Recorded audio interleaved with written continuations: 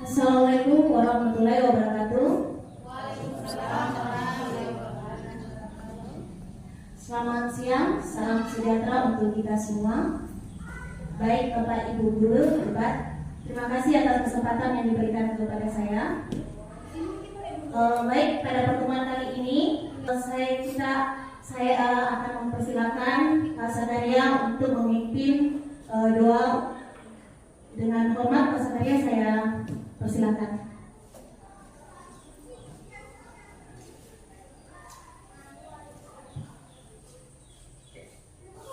Terima kasih Bu. Bismillahirrahmanirrahim. Assalamualaikum warahmatullahi wabarakatuh.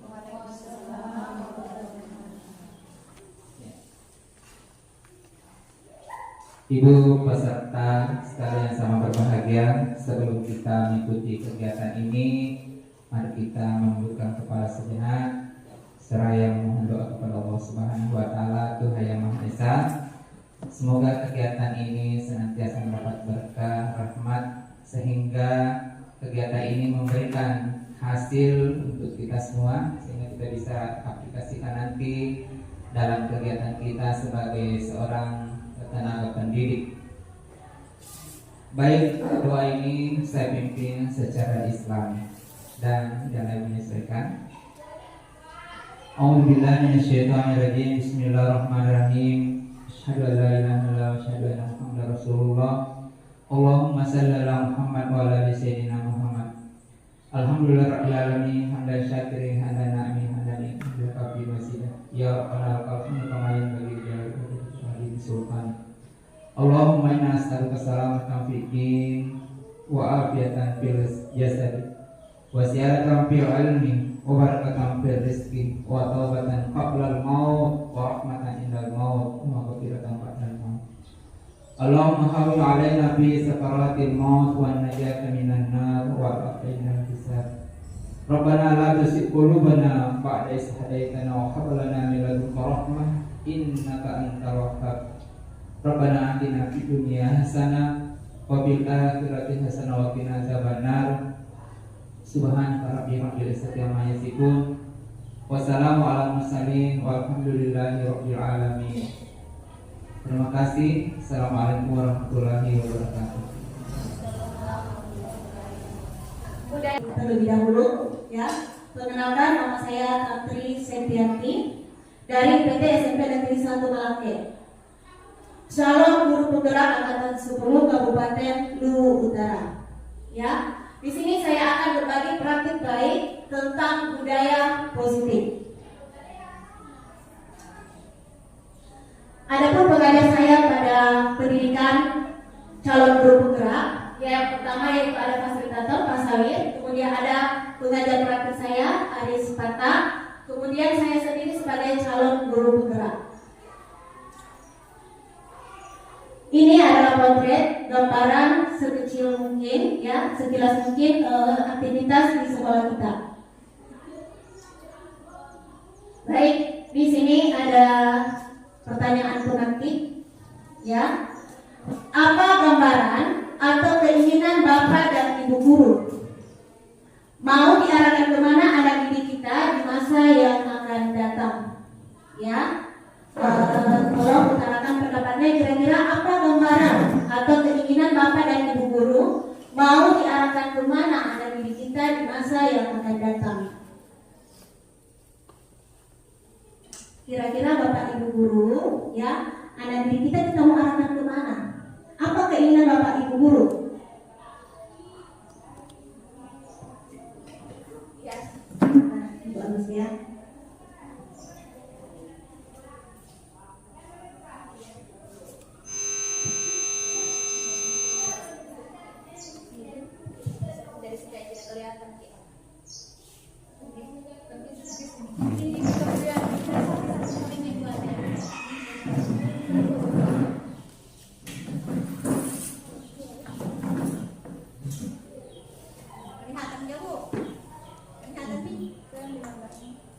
Ya, bismillahirrahmanirrahim. Assalamualaikum warahmatullahi wabarakatuh.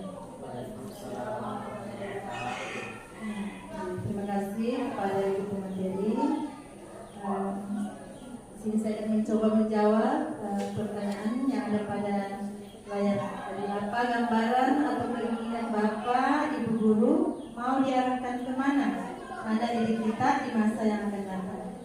Ya, kalau saya secara pribadi, keinginan saya atau cita-cita saya terhadap anak didik kita yang paling utama sebagai landasan, saya ingin anak didik kita memiliki perilaku atau akhlak yang mulia. Ya, jadi itu yang paling utama, memiliki akhlak mulia. Ya, sebagai fondasi atau dasar dari perilaku anak didik kita.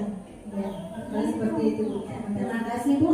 Ya, mungkin ada pendapat lain? Ya, silakan.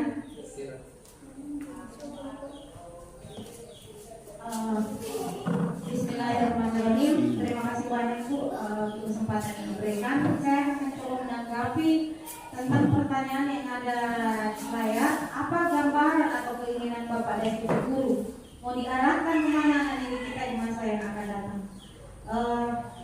Saya pribadi sebagai seorang guru mungkin senada dengan apa yang dikatakan oleh Ibu Agustia, bahwa yang pertama saya ingin peserta didik itu berketuhanan yang Maha Esa dan berakhlak mulia tentunya. Kemudian saya memimpikan murid yang kreatif dan juga mandiri. Terima kasih Bu. Ya, bagaimana Bapak Ibu kita senada ya? Jadi apa gambaran atau keinginan Bapak dan Ibu Guru mau diarahkan kemana anak didik kita di masa yang akan datang? Kita mau seperti Ibu Agustia melandaskan pada akhlak anak didik kita seperti lebih baik dari yang sekarang. Kemudian kata teman kita Ibu Sira bahwa dia mau yang anak itu mandiri, kreatif, ya, mandiri dan kreatif. Iya, ya, untuk mewujudkan apa yang kita inginkan, maka kita harus menanamkan atau menjalankan budaya positif. Ya, kita harus menanamkan budaya positif yang ada di sekolah kita.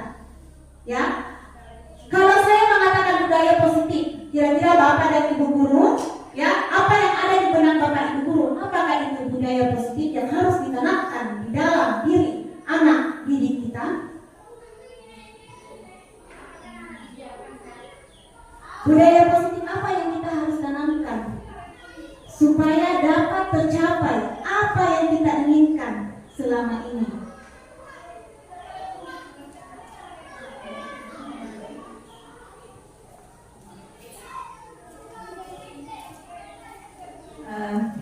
Terima kasih Bu Materi.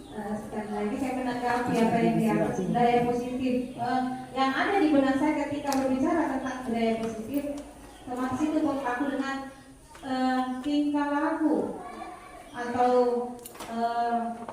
kelakuan yang arahnya pasti positif. Jadi yang ada di benak saya bagaimana anak-anak itu berperilaku positif. Terima kasih. Ya.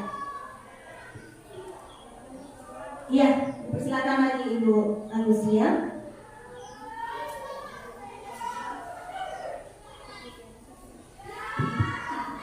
Ya, terima kasih atas kesempatan kedua yang diberikan. Ya, menjadi budaya positif ya. Kalau kita melihat di sini ada kata budaya. Budaya berarti kebiasaan baik ya, kebiasaan baik yang diharapkan dibudayakan atau dilestarikan ya. Kemudian bisa membentuk karakter baiknya siswa. Jadi untuk menanamkan budaya positif, maka salah satu caranya adalah dengan melaksanakan kegiatan-kegiatan atau kebiasaan-kebiasaan baik di sekolah ya, seperti yang sudah berjalan di sekolah kita, seperti sholat duha bersama, kemudian zikir dan doa bersama, kemudian sarapan sehat bersama, literasi dan sebagainya. Jadi seperti itu menurut saya. Terima kasih. Ya, terima kasih atas pendapat dari teman-teman. Ya, betul sekali ya.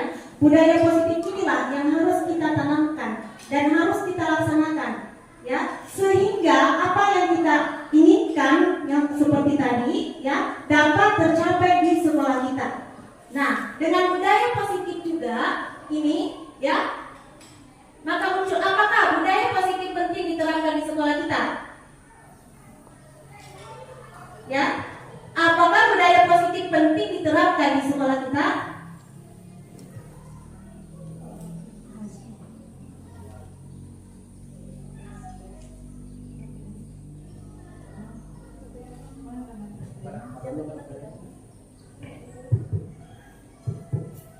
Ya, terima kasih atas kesempatan yang diberikan. Saya mencoba sedikit memberikan komentar tentang apakah budaya positif penting diterapkan di sekolah kita.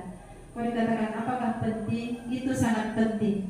Karena kalau budaya positif sudah diterapkan di sekolah, maka segalanya akan berjalan dengan baik. Mungkin seperti itu saja. Terima kasih, Bu. Ya, terima kasih Ibu Haji ya. Ya, ini budaya positif sangat penting diterapkan di sekolah kita. Nah, dalam menerapkan budaya positif diterapkan di sekolah kita, dengan kita memahami budaya positif ini dapat menumbuhkan motivasi intrinsik atau motivasi diri khususnya di dalam diri peserta didik kita, supaya mereka menjadi pelajar yang bertanggung jawab, memiliki budi pekerti luhur dan berakhlak mulia sesuai dengan filosofi Ki Hajar Dewantara dan untuk mewujudkan profil pelajar Pancasila.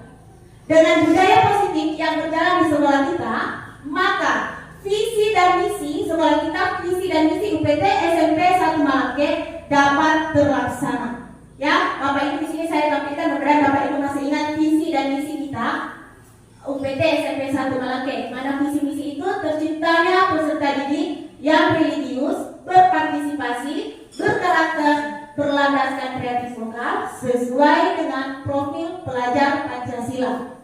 Dan ada misi di sini ada 5, mewujudkan insan sekolah yang memahami dan menjelaskan ajaran agama yang dianut. Yang kedua, meningkatkan pembelajaran yang berbasis IT, yang bermutu dan berkualitas baik akademik maupun non-akademik berdasarkan minat dan bakat peserta didik.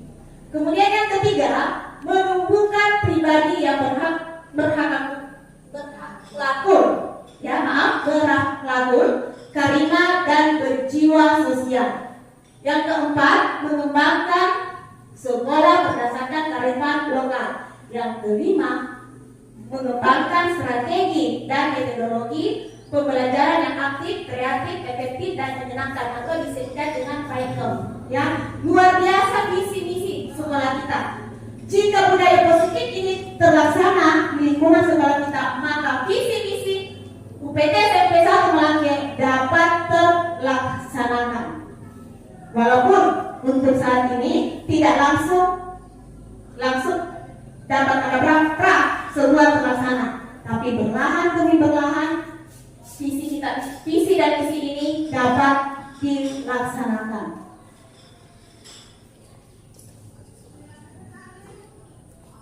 Baik, di sini ada konsep utama budaya positif yang saya akan paparkan. Ya, di sini saya ambil 5, yaitu 1, perubahan paradigma belajar. Yang kedua, disiplin positif. Yang ketiga, kebutuhan dasar manusia. Yang keempat, motivasi perilaku manusia. Yang kelima, posisi kontrol restitusi.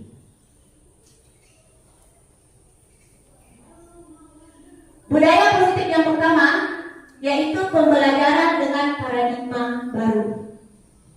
Ya, pembelajaran dengan paradigma baru merupakan pembelajaran yang dirancang berdasarkan prinsip pembelajaran berdiferensiasi, sehingga setiap peserta didik belajar sesuai dengan kebutuhan dari tahap perkembangannya untuk mewujudkan profil pelajar Pancasila. Kita tahu bersama bahwa pembelajaran berdiferensiasi ini sudah kita laksanakan. Kurang lebih hampir 1 tahun atau 2 semester kita sudah laksanakan.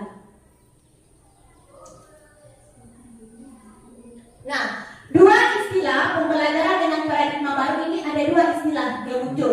Yang pertama yaitu pembelajaran yang berpusat pada guru. Yang kedua yaitu pembelajaran yang berpusat pada peserta didik. Ya, Bapak Ibu guru hebat, ya, kira-kira Bapak Ibu istilah mana yang Bapak Ibu laksanakan di dalam kelas Bapak Ibu sehari-hari? Ya?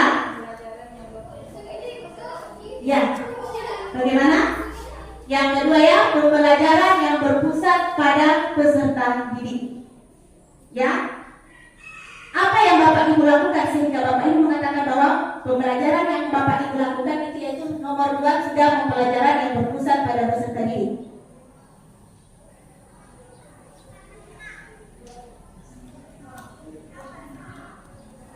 Apa yang Ibu laksanakan di dalam kelas sehingga Bapak Ibu mengatakan bahwa pembelajaran yang berpusat pada peserta didik atau metode pembelajaran yang Bapak Ibu lakukan itu sudah berpusat kepada peserta didik. Silakan Ibu Haji. Ya, sedikit saya berbicara tentang pembelajaran yang sekarang kita lakukan adalah pembelajaran yang berpusat pada peserta didik. Kenapa saya mengatakan seperti itu? Karena sekarang sedikit demi sedikit kita sudah menerapkan pembelajaran berdiferensiasi di situ, yang intinya bahwa kenapa kita mengadakan pembelajaran yang berdiferensiasi, yaitu bervariasi sesuai dengan tingkat kemampuan awal peserta didik, karena kita mau betul-betul memberikan materi pembelajaran, memberikan proses pembelajaran sesuai dengan tingkat kebutuhan mereka, sehingga pembelajaran yang kita lakukan atau proses pembelajaran yang kita lakukan tidak menyeluruh atau tidak seragam untuk semua peserta didik. Ya, terima kasih Bu Haji. Ya, betul sekali bahwa kita di sekolah kita ini sudah melakukan pembelajaran dengan paradigma baru. Ya, kita sudah melakukan proses pembelajaran yang berpusat kepada peserta didik. Mungkin ada tambahan dari Ibu Agustia, silakan.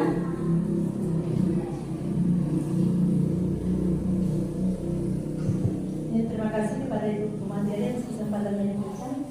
Jadi di sini saya juga memilih pembelajaran yang berpusat kepada peserta didik ya. Jadi kita mengalami perubahan atau paradigma mengajar dari pembelajaran yang berpusat pada guru kepada pembelajaran yang berpusat kepada peserta didik. Nah, ini sudah mulai kita lakukan dengan cara-cara seperti misalnya pada awal pembelajaran kita mengadakan tes diagnostik awal atau asesmen awal untuk mengetahui tingkat kesiapan pelajar murid ya.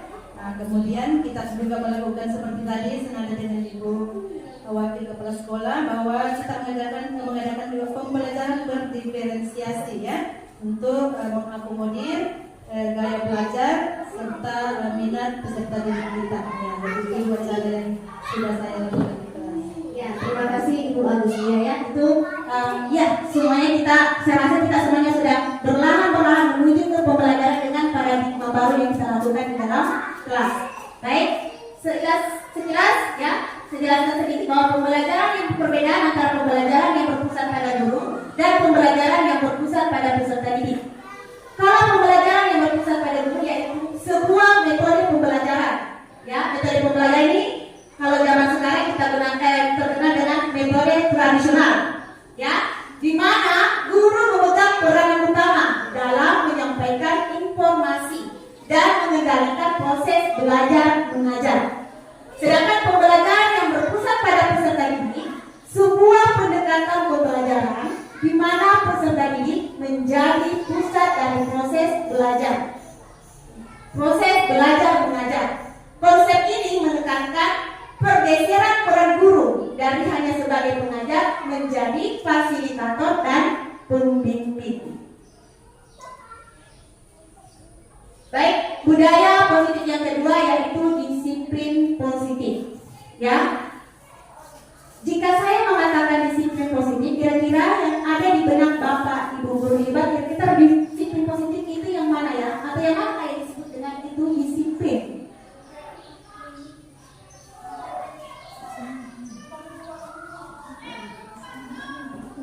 Ayo, apakah itu yang disebut dengan disiplin?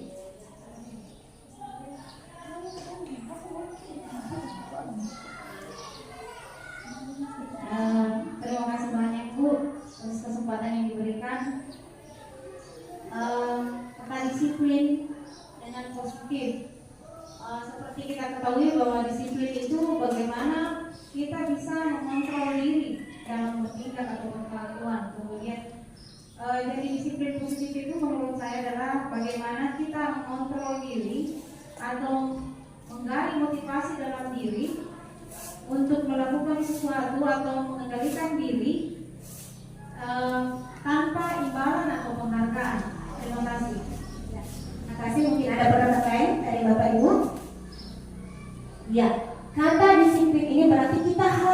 mematuhi aturan-aturan yang ada di sekolah kita.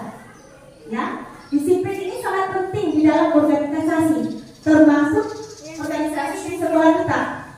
Kalau tanpa ada disiplin, yakin bahwa kita tidak dapat melakukan suatu kegiatan dengan baik. Ya, sehingga harus ada kata disiplin. Walaupun ada yang kata disiplin muncul ini secara implisit di dalam diri kita. Ya, tetapi juga ada disiplin yang keluar dari, dipengaruhi dari luar dalam diri kita. Mungkin karena seperti tadi, ya, kita takut dengan atasan, akhirnya kita cepat-cepat hadir. Ya, karena takut dikenakan sanksi, hukuman. Jadi anak-anak kita cepat hadir di sekolah, mengerjakan tugas. Nah, itu disiplin yang dari luar, ekstrinsi.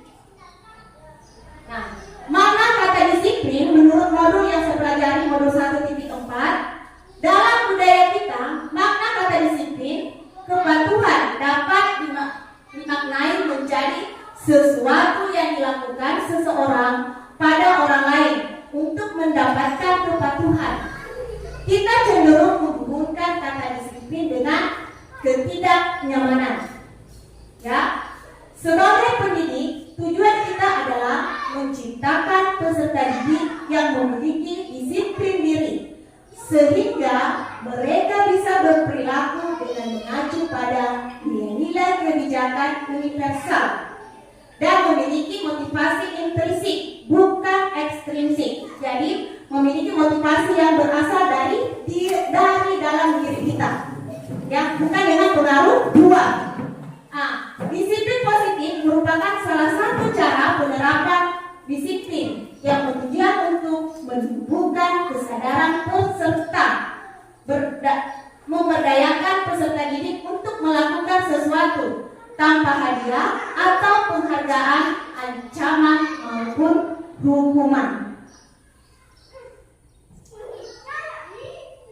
Nah, di sini Bapak Ibu ya bisa diskusi, bisa mengutarakan pendapatnya sendiri. Di sini bisa ada satu kasus, ya, kasusnya yaitu bila di sekolah Anda tidak ada aturan yang memberikan surat teguran bagi karyawan yang sering datang terlambat, atau tidak ada atasan yang memberikan Anda penghargaan menjadi karyawan terbaik karena sering tepat waktu, apakah Anda akan tetap datang tepat waktu untuk mengajar murid-murid Anda? Jelaskan alasannya.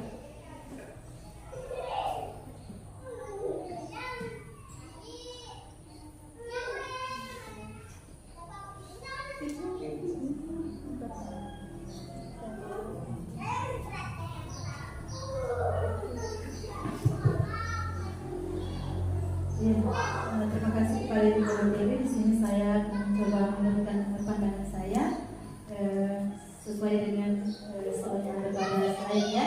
Jadi kalau di sekolah kita tidak ada aturan yang memberikan surat teguran bagi yang sering terlambat datang, baik itu atasan maupun aturan yang mengikat kita, ataupun tidak ada penghargaan sebagai karyawan terbaik, ya, artinya personil terbaik karena sering tepat waktu, apakah saya akan tetap datang tepat waktu untuk mengajar murid-murid saya?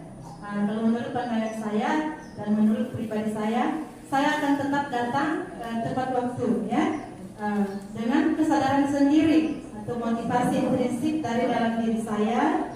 Kemudian ini juga memotivasi saya untuk memberi contoh kepada teman-teman yang lain, sekaligus sebagai keteladanan saya kepada murid-murid kita, ya.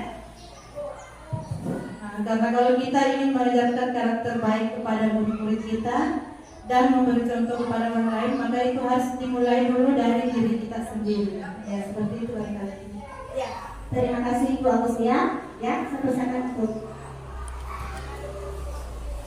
Ya, terima kasih atas kesempatan yang diberikan. Ya, menanggapi dari udah yang di atas mengenai kehadiran kita di sekolah, saya kira bahwa di saat kita menyadari bahwa tugas kita, ya, dan kita mencintai itu, pasti kita akan datang tanpa ada sesuatu, karena memang kita sudah berkeinginan untuk melakukan hal tersebut. Tetapi tidak bisa juga kita pungkiri bahwa kalau saya rasakan sendiri bahwa pimpinan-pimpinan terdahulu, kepala sekolah kita yang dahulu ada satu sosok yang sangat menginspirasi buat saya. Akhirnya dan itu terbawa sampai sekarang, alhamdulillah. Bahkan pada saat saya berada di laut, saya menggerutu. Saya selalu ingat sosok itu bahwa karena manajernya kepada kita sebagai anggotanya sangat berdampak luar biasa. Kalau dibuka tadi dengan disiplin positif,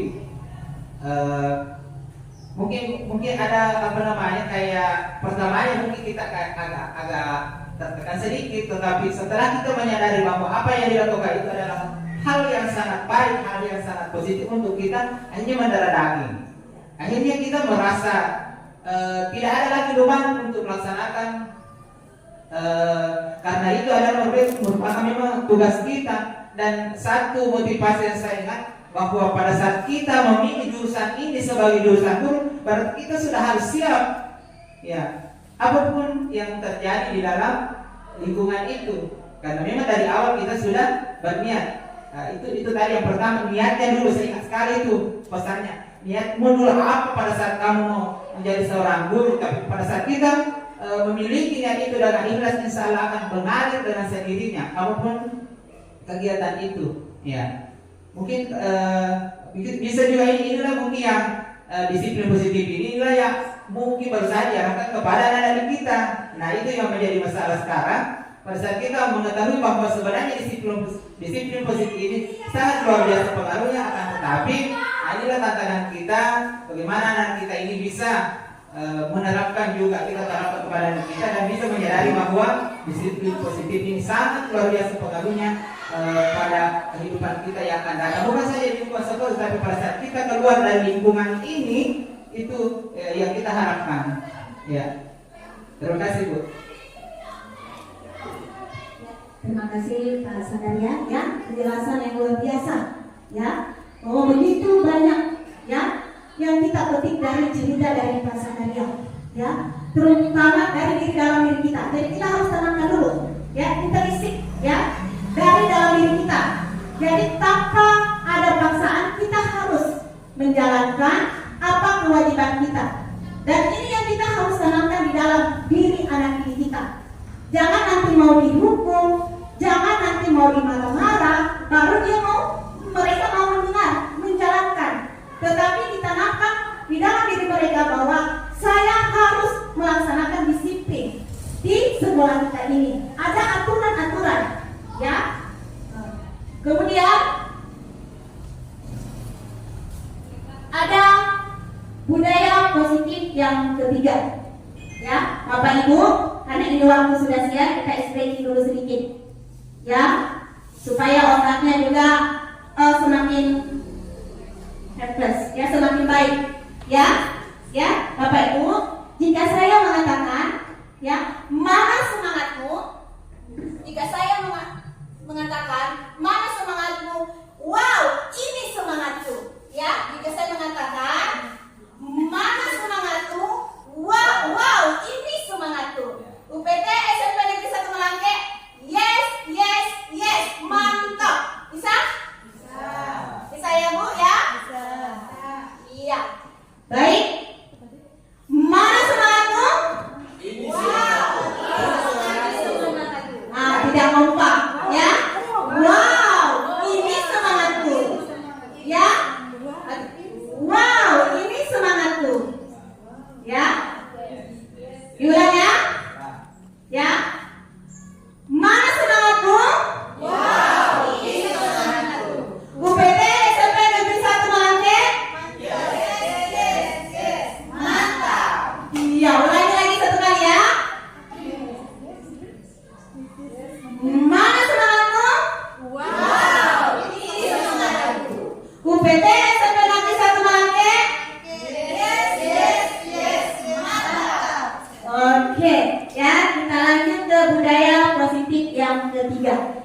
yaitu kebutuhan dasar manusia.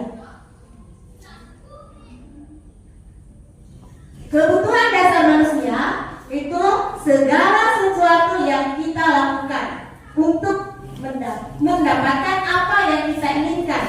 Seluruh tindakan yang kita lakukan memiliki tujuan tertentu, dan semua usaha terbaik yang kita lakukan adalah dalam rangka agar kebutuhan dasar kita terpenuhi dengan baik.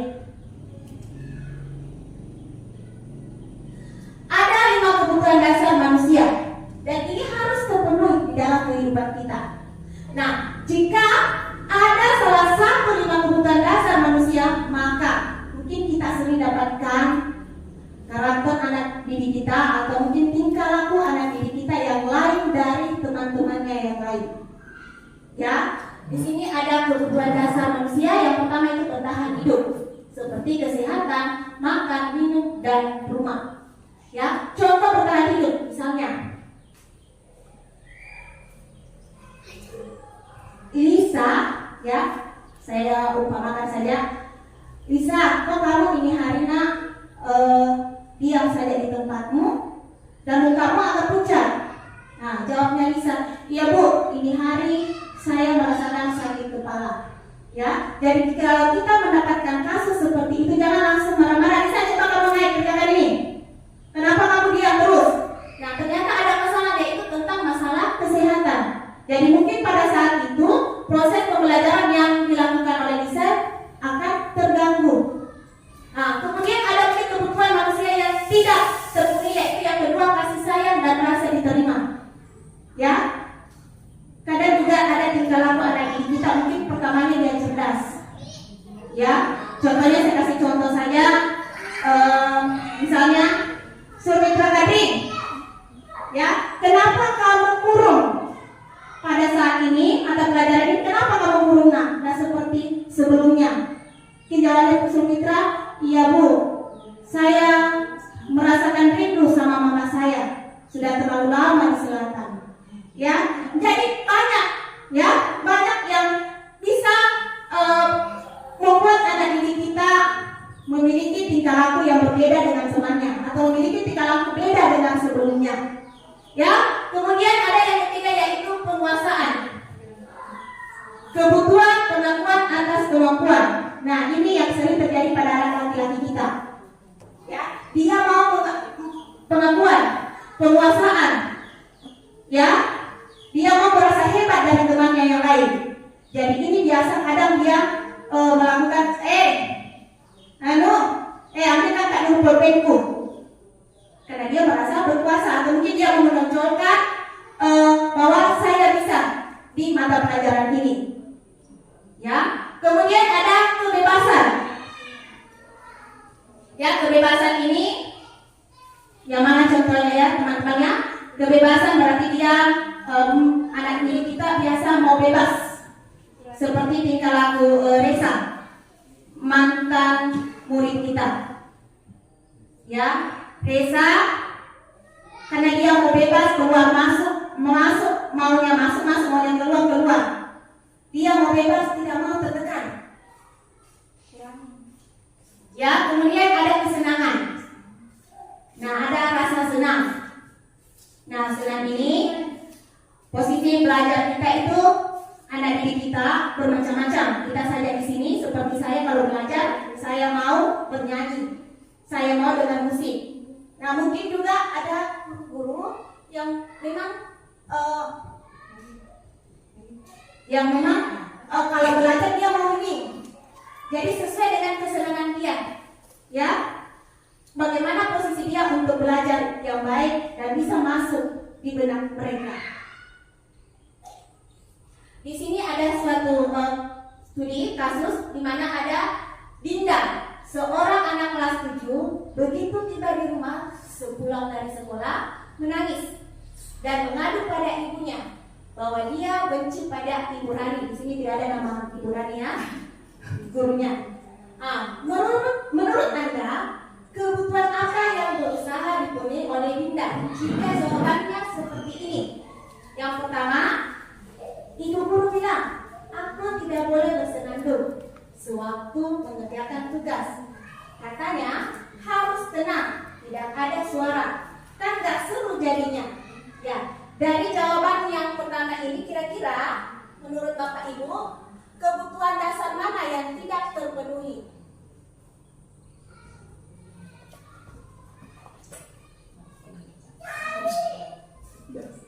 Ya, ini yang pertama.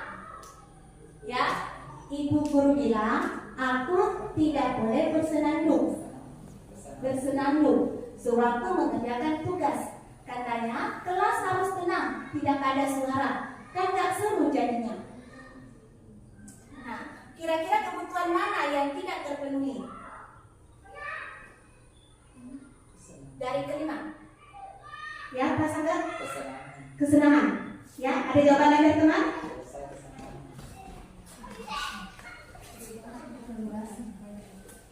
Ada kebebasan. Ya, kebebasan.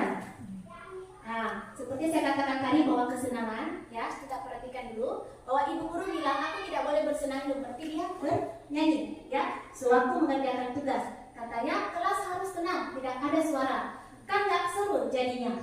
Nah, kalau saya pribadi mengatakan bahwa kesenangan. Kenapa kesenangan? Karena tidak semua orang bisa belajar nyanyi. Ya, saya sendiri kalau belajar mungkin harus sekali-kali keraskan suaraku teriak, supaya lepas semua beban pikiran. Kadang juga saya bernyanyi dulu baru mengerjakan tugas. Ya, kadang juga orang ada juga saya perhatikan, terutama itu saya punya anak, kalau dia belajar goyang-goyang dulu begini pulpennya. Ini sama sekali tidak bisa dilarang karena ini sudah kesenangan dia.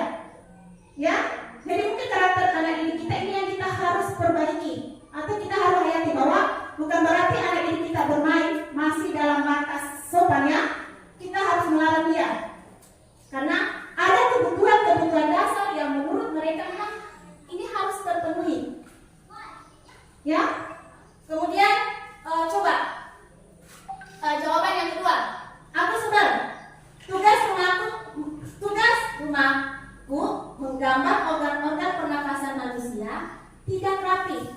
Malah ibu guru menunjukin tugas saya ke teman-temanku di depan kelas. Ya, tolong Bapak Ibu perhatikan. Ya, jawaban yang kedua, aku sebel. Tugas rumahku menggambar organ-organ pernafasan manusia tidak rapi. Malah ibu guru menunjukin tugas saya ke teman-temanku di depan kelas. Nah, kira-kira ya kebutuhan dasar mana yang tidak terpenuhi? Penguasaan. Iya, penguasaan. Betul sekali, penguasaan. Ya, kadang kita itu bertindak bisa melukai hati anak didik kita. Ya, kita tidak tahu bahwa anak didik kita ini karakternya bagaimana. Oh, semakin tidak bagus kita tampilkan di depan. Padahal seharusnya itu tidak baik. Ya, kita harus iya nak, pekerjaanmu sudah baik walaupun kurang. Ya, tolong anak ya, perbaiki lebih, belajar lagi.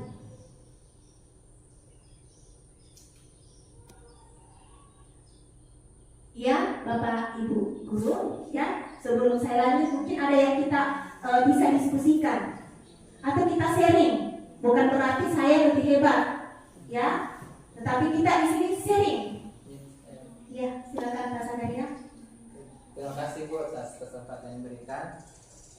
Seperti tadi yang disampaikan, kebutuhan dasar anak didik kita, salah satunya tadi adalah kesenangan yang ada dalam cerita tadi itu bahwa ada seorang anak yang sedang mengerjakan tugasnya itu sambil bersenandung. Dan itu saya sering sekali dapatkan, terutama di kelas 7A. Ya. Di kelas 7A, tapi kalau menurut saya bersenandung dalam arti yang tanda kutip ya masuk akal, saya bisa terima. Tetapi ada di situ yang memang kayaknya bukan bersenandung ya, mau diperhatikan Papa. Karena menyanyi luar biasa, menguasai kelas. Ada kan luar biasa bersenandung ya. Oke lah, tetapi pada saat melakukan seperti itu ya lebih dari bersenandung. Nah itu terkadang membuat suara saya lebih keras mungkin. Kemudian cara menegur saya juga agak keras. Karena anak ini bukan hanya 1 kali 2 kali, tetapi hampir setiap pertemuan dia melakukan hal tersebut. Nah, bagaimana tanggapan Ibu dalam tindakan saya terhadap siswa seperti ini? Terima kasih. Ya, Pak Sakaria ya, saya langsung saja menjawab. Ya, kalau menurut saya Pak, kalau sudah berlebihan itu memang kita harus tegur, jangan dibiarkan juga. Ya, karena sesuatu yang berlebihan yang tidak masuk di akal itu dapat mengganggu teman-temannya yang lain. Ya, saya juga kadang, ya kalau saya sementara serius juga dadakan saya menyanyi tiba-tiba pasti Pak Sakaria kaget. Apa yang terjadi sama ibu tante ini? Tidak sinting kan? Ya, jadi kita harus tegur, jangan biarkan juga kelakuan siswa kita yang melebihi batas. Ya, walaupun memang kemungkinan ada 5 kebutuhan dasar mereka yang tidak terpenuhi, tetapi kita harus menegur jika mereka sudah melebihi batas kewajaran, tingkah lakunya sudah melebihi batas kewajaran. Ya, itu mungkin menurut saya. Bagaimana Bapak Ibu guru yang lain? Ya, Ibu Haji. Saya bisa tambahkan atau mengulangi jawaban dari Ibu Tantri. Mungkin di sini maksudnya kesenangan di sini ya, kesenangan yang dia ciptakan sendiri untuk menyenangkan dirinya untuk pada saat belajar. Kesenangan yang ada batasnya, tetapi jujur bersama sama dari yang kita dapatkan di kelas kedua memang artinya mungkin dia merasa senang, tetapi kita menganggap bahwa bukan kesenangan dia cari, karena dia itu melakukan sesuatu hal-hal yang super aktif, bukan karena senang belajar, tetapi malah dia melakukan itu karena dia tidak senang belajar. Ya, seperti itu mungkin. Iya, terlalu berlebihan ya Bu ya. Jadi tetap ada pemasaran kelas yang kita harus laksanakan. Ya, makanya saya katakan tadi mungkin kebutuhan dasarnya mungkin sudah berlebihan nih. Ya, sangat berlebihan. Kita tidak terpenuhi tetapi berlebihan. Nah, ini yang kita harus kontrol tentang penguasaan kelas kita.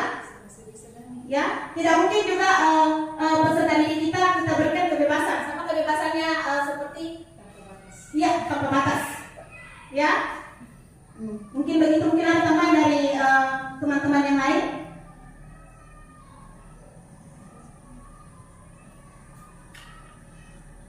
Atau bagaimana, sudah cukup ya? Atau ada masukan dari Bapak Kepala Sekolah? Lanjut. Iya, terima kasih.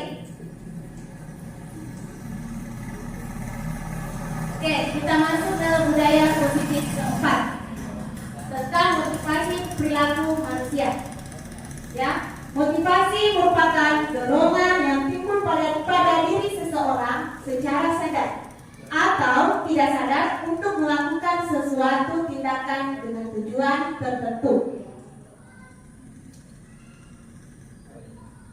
Ya, ada 3 motivasi perilaku manusia menurut Dian Gerson. Yang pertama yaitu menghindari ketidaknyamanan dan hukuman.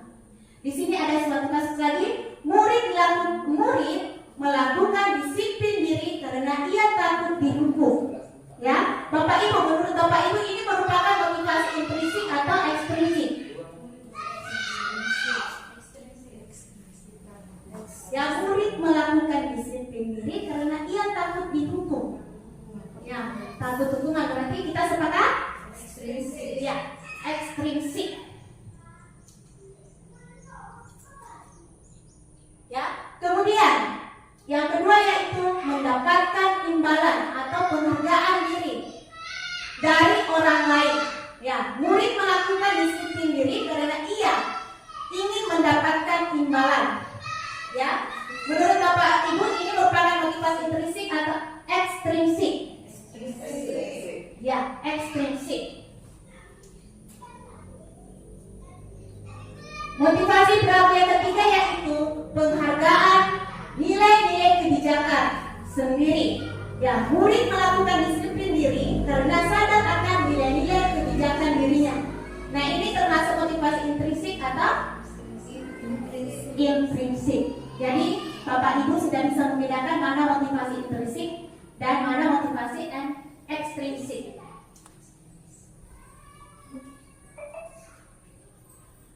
Tujuan motivasi perilaku manusia untuk menciptakan motivasi intrinsik di dalam diri peserta didik. Nah, ini bukan cuma berlaku untuk peserta didik, kita juga sebagai pengajar. Ya.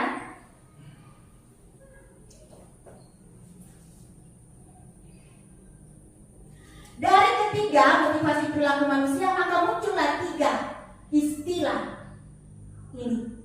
Ada hukuman, ada konsekuensi, dan ada restitusi. Nah, hukuman dan konsekuensi ini kalau menurut saya kurang lebih sama, ya. Tetapi kalau hukuman yang agak sedikit keras dibanding dengan konsekuensi. Nah, tapi sebelumnya Bapak Ibu, kira-kira Bapak Ibu dari ketiga istilah ini, ya, dari 3 motivasi perilaku manusia, kira-kira Bapak Ibu selama ini sudah menggunakan yang mana? Sudah menggunakan ketiga-tiganya? Sudah mulai Atau mungkin sudah melewati restitusi tanpa ada? mulai meninggalkan sedikit meninggalkan hukuman dan menuju ke restitusi. Ya, bisa pakai mic mungkin, Bu. Terima kasih Bu. Kalau yang nyata kami lakukan, yang saya lakukan pribadi, sedikit demi sedikit meninggalkan hukuman. Kalau yang dulu memang hukuman lebih banyak. Kemudian kita lagi itu hari programkan melakukan konsekuensi itu juga sudah berjalan, tetapi setelah itu kita diarahkan lagi untuk menuju ke restitusi. Sekarang sudah mulai. Tadi ada anak-anak yang pakai sendal. Mudah-mudahan restitusi saya tadi berjalan betul-betul dilaksanakan selama besok lihat realisasinya. Ya, terima kasih Ibu Wakil Kepala Sekolah bahwa sekarang ya hukuman perlahan-lahan kita tinggalkan. Ya, konsekuensi sudah hampir setahun juga sudah berjalan dan sekarang menuju ke restitusi. Ya, restitusi jujur saya saja sendiri mengatakan bahwa restitusi ini bukan hal yang baru, tetapi bukan hal juga yang mendalam sekali saya pahami. Ya, nanti saya ikuti pendidikan calon guru penggerak ini betul-betul saya tahu restitusi. Ya, dulu saya kenal restitusi waktu mengerjakan PNM karena ada materi di situ tentang segitiga restitusi. Di situ saya mengenal pertama kali tentang restitusi. Tetapi saya tak begitu paham, hanya mengetahui kulit-kulitnya saja. Ya, nah setelah mengikuti pendidikan calon guru penggerak ini baru saya paham betul apakah itu restitusi, bagaimana melaksanakannya restitusi. Yang kemarin itu PNN ya hanya ikut-ikutan melihat di YouTube. Ya, baik, Bapak Ibu kita masuk dulu ke hukuman. Ya, ini yang paling sering kita lakukan. Setuju ya Bapak Ibu? Ya, ini yang paling sering kita lakukan dulu. Dan sekarang sedikit-sedikit kita hindari. Nah, hukuman ini ya, langkah hukuman ini hukuman tidak terencana. Mengapa saya katakan hukuman tidak terencana? Coba Bapak Ibu guru kalau piket mendapatkan siswanya terlambat, hukuman apa yang Bapak Ibu lakukan? Halo Bapak Ibu, ya, kalau piket atau kita mendapatkan siswa kita berbuat sesuatu yang tidak wajar, kira-kira Bapak Ibu gunakan hukuman apa? Dulu, bukan sekarang. Suruh pungut sampah. Ya, disuruh pungut sampah. Apalagi jalan jongkok, ya, bersihkan mesin, zaman dulu kala, ya, apalagi cabut-cabut rumput, ya, itu termasuk hukuman yang tidak terencana, ya, tidak ada rencana. Reza, kamu terlambat, ya, pungut dulu sampah, itu tidak terencana. Reza, kamu terlambat sekali, coba jalan bebek dari sana, dari sini ke sana. Nah, ini tanpa terencana, ya. Kemudian ada bisa hukuman ini bisa fisik dan psikis. Fisik itu kayak tadi, ya, tenaga, jalan jongkok, ya, itu salah satu fisik. Sedangkan psikis yaitu melukai. Kadang kita menasihati anak kita itu melukai hati dia dan tertanam sampai sekarang. Ya, tanpa kita sengaja, kamu lagi, nah, yang terlambat. Apa yang kamu bikin di rumahmu dah sehingga kamu terlambat? Nah, ini kata-kata yang halus tetapi sangat menusuk. Nah, sifatnya satu arah. Mengapa satu arah? Karena dia interaksinya hanya guru. Ya. Kemudian kalau konsekuensi beda-beda tipis dengan hukuman. Ya, saya ibaratkan 11-13. Ya, bukan 11-12 tapi 11-13. Nah, kalau konsekuensi yaitu terencana atau disepakati sesuai dengan aturan. Murid tetap dibuat nyaman sesuai dengan pelanggaran yang mereka buat. Kemudian ada berfokus pada proses pembelajaran dan pengembangan karakter peserta didik. Ya, ini sangat jelas karena ini yang sudah kita lakukan saat ini. Ya, Bapak Ibu, kita berdiskusi dengan teman-teman, kemudian dengan pelajar. Jika kalau kita membuat keyakinan kelas, kesepakatan kelas ya, tentang konsekuensi apa pelanggaran, yang penting sejalan. Misalnya, ya, si Budi terlambat masuk kelas selama 10 menit. Kira-kira sanksinya apa yang kita harus berikan? Sesuai dengan kesepakatan kelas yang kita sudah buat bersama. Ya, biasanya itu ya Bu, saya terlambat 10 menit, mungkin waktu keluar mainnya kita kurangi. Ya, 10 menit atau waktu pulangnya 10 menit. Itu merupakan konsekuensi. Nah, kita masuk ke restitusi.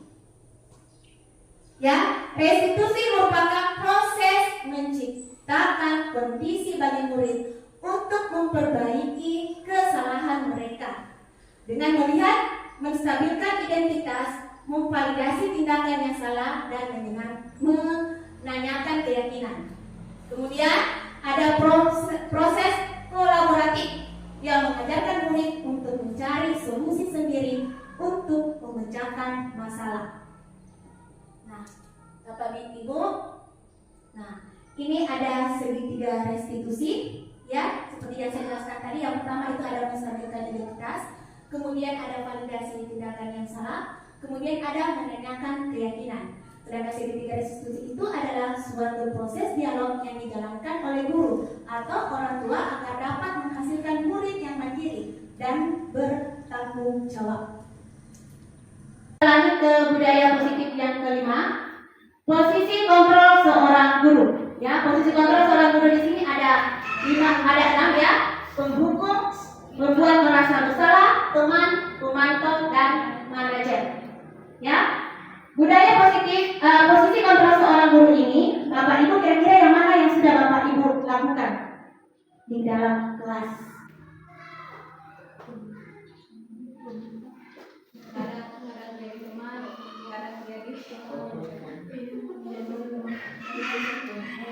Ya, sudah melakukan semua?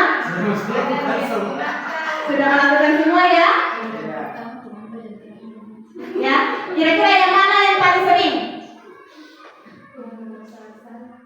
Pasti nomor 1. Ya, saya sendiri saja pribadi mengatakan bahwa yang paling sering dulu yang paling sering saya lakukan penghukum. Ya, kemudian ada membuat merasa bersalah. Kemudian juga saya teman, pemantau kadang-kadang, ya, tapi saya tidak tahu apakah pemantau beralih juga ke teman. Ya, kadang pemantau tetapi memantau beralih juga kepada teman. Ya, kalau manajer mungkin saya katakan minim sekali yang saya lakukan. Ya, jadi yang paling sering itu mungkin nomor 1 dan nomor 3, yang nomor 1, 2, dan 3 yang saya lakukan.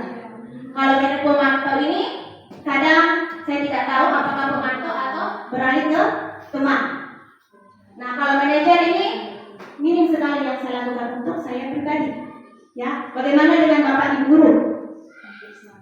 Hampir sama ya. Nah, padahal ya, yang seharusnya yang paling efektif yang kita lakukan sebagai seorang pendidik adalah posisi yang ke-6. Ini yang kita diharuskan kita berada di manajer. Ya, kalau posisi manajer yang kita sudah lakukan bahwa 1, 2, dan 3, dan 5 ini terlewatkan. Ya. Nah, di sini coba kita perhatikan adalah penghukum. Ya, seorang penghukum bisa menggunakan hukuman fisik maupun verbal. Orang-orang yang menjalankan posisi penghukum senantiasa mengatakan bahwa sekolah memerlukan sistem atau alat yang dapat lebih menekan murid-murid lebih dalam lagi. Guru-guru yang menerapkan posisi penghukum akan berkata, patuhilah aturan saya, atau awas. Nah, kamu selalu saja salah, selalu pasti, selalu selesai. Jadi kita selalu mau menghukum siswa kita dengan nada suara tinggi, bahasa tubuh, mata melotot, dan jari-jari menunjuk-nunjuk, menghardik. Kamu terlambat lagi, pasti terlambat lagi, selalu datang terlambat. Kapan bisa datang? Tepat waktu. Nah, ini salah satu ciri-ciri guru penghukum. Dan ini sering saya lakukan dulu.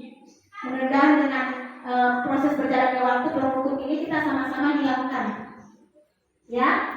Kemudian ada pembuat merasa bersalah.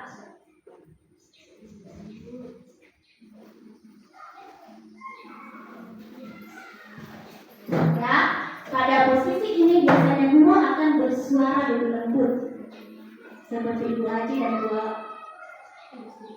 Ibu Srinya suaranya lembut, Ibu Ijaz, tapi menyakitkan. Nah ini contohnya membuat merasa bersalah, ya, lembut, tenang, tetapi menyakitkan. Ya, adik, kamu ini bagaimana ya? Kamu sudah berjanji dengan ibu tidak akan terlambat lagi. Kamu kenapa ya senang sekali mengecewakan ibu? Ibu benar-benar kecewa. Ya, ya, ini membuat merasa bersalah. Ya, kemudian Bapak Ibu yang biasa lakukan pasti senyum-senyum. Ya, saya juga pernah melakukan. Posisi teman. Ya.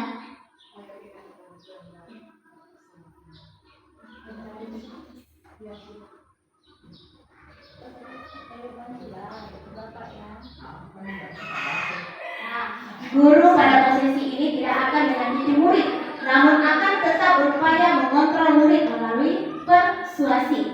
Posisi teman pada guru bisa negatif atau positif. Posisi ini di sini berupa hubungan baik yang terjalin antara guru dan murid. Guru posisi teman menggunakan hubungan baik dan humor untuk mempengaruhi seseorang. Mereka akan berkata, "Ayo buatlah demi Bapak ya." Nah, di sini ada, "Adik, ayolah. Bagaimana sih kamu? Kemarin kamu sudah janji ke Bapak, bukan? Kenapa terlambat lagi?" Sambil tertawa riang. "Ya sudah, tidak apa-apa, dulu sana. Nanti Bapak guru bantu kamu ini," sambil senyum-senyum. Nah, ini salah satu posisi sebagai teman. Tapi kalau kita di sini kalau terlalu dekat sama siswa kita, bagaimana itu kita kemarin? Kalau posisi teman kita, kalau kita terlalu dekat kepada anak didik kita, nah capak-capak. Apakah itu bahasa Indonesia yang bahasa ada capak-capak? Bahasa Indonesia kan dulu bahasa apa?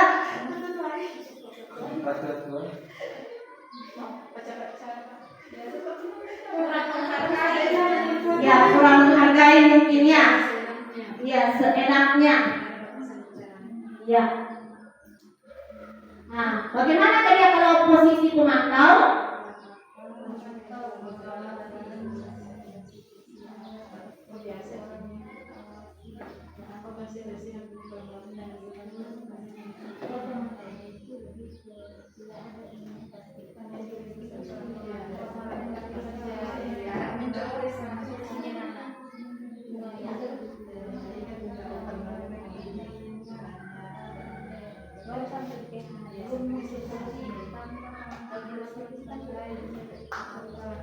Iya, memantau yaitu guru, kamu terlambat menulis. Apakah kamu sudah mengerti konsekuensi yang harus dilakukan bila terlambat? Jadi tetap ada, iya. Kemudian kita masuk ke manajer. Nah, ini yang tidak diharapkan.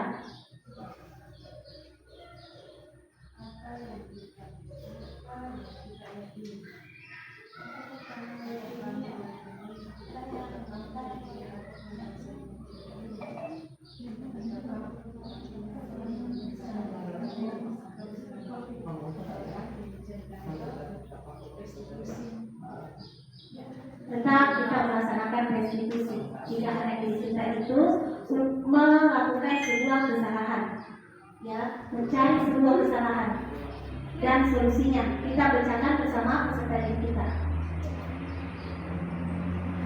Ya, Bapak Ibu, ya. itu ada teman-teman yang bisa refleksi atau menceritakan apa yang bisa kita dapatkan pada pertemuan kali ini.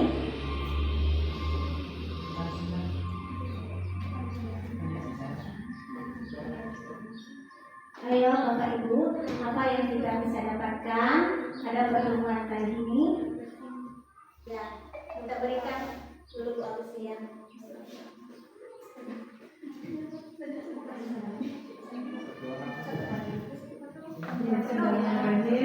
Assalamualaikum warahmatullahi wabarakatuh. Ucapkan terima kasih banyak kepada Ibu Pemateri kita yang sangat super pada hari ini. Betul-betul saya diamankan memberikan refleksi. Ya, jadi apa yang kita sudah pelajari pada hari ini dari Ibu Pemateri kita yang sangat super itu banyak sekali ya. Jadi banyak sekali materi baru maupun materi yang sudah pernah kita simak sebelumnya ya dengan belajar di PNM. Melalui pemaparan materi disiplin positif, kemudian motivasi, teori motivasi, kemudian 5 posisi kontrol guru, 5 kebutuhan dasar manusia, kemudian teori hukuman, kemudian konsekuensi dan segitiga restitusi. Begitu banyak perubahan mindset atau pola pikir yang saya dapatkan. Saya yakin begitu pula dengan teman-teman ya.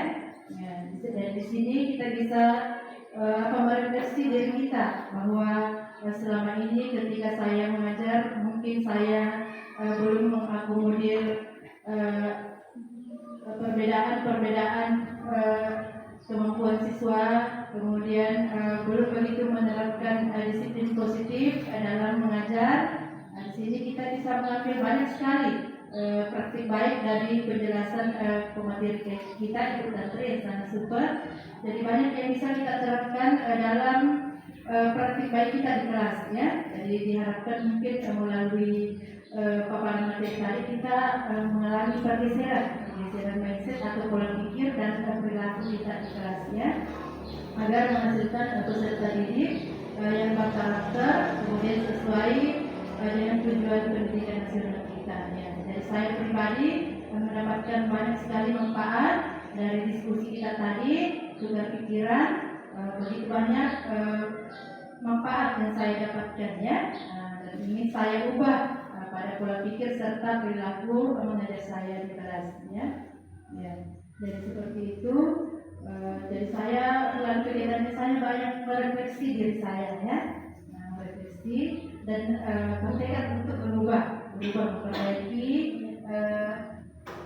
cara mengajar saya ya, dan kemudian menerapkan ilmu yang saya dapatkan pada pertemuan ini ke dalam cara mengajar saya ya, dan cara saya mengambil peran sebagai seorang guru serta cara saya memperlakukan murid, terutama jika ada murid yang melakukan kesalahan, saya akan mencoba melaksanakan restitusi seperti itu. Terima kasih. Ya, terima kasih refleksi yang diberikan oleh Ibu Alusia.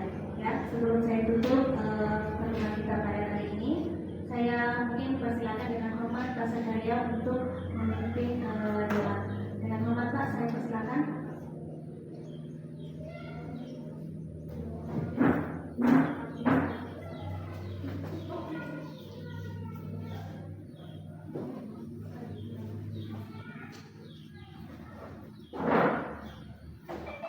Baik, Bapak sekalian, para peserta, untuk mengakhiri kegiatan ini, mari kita bersama-sama berdoa dan membaca surah Ummul Quran, yaitu surah Al-Fatihah. Bismillahirrahmanirrahim. Bismillahirrahmanirrahim. Alhamdulillahirabbil alamin. Arrahmanirrahim. Maliki yaumiddin. Iyyaka na'budu wa iyyaka nasta'in. Ihdinas siratal mustaqim. Shiratal ladzina an'amta 'alaihim ghairil maghdubi 'alaihim waladdallin. Terima kasih. Sekian Bapak Ibu pertemuan kita kali ini. Saya ucapkan banyak terima kasih ya. Terus berikan kami semangat untuk menyelesaikan pendidikan calon guru penggerak kami. Semoga berjalan sampai akhir bulan 10. Amin. Semuanya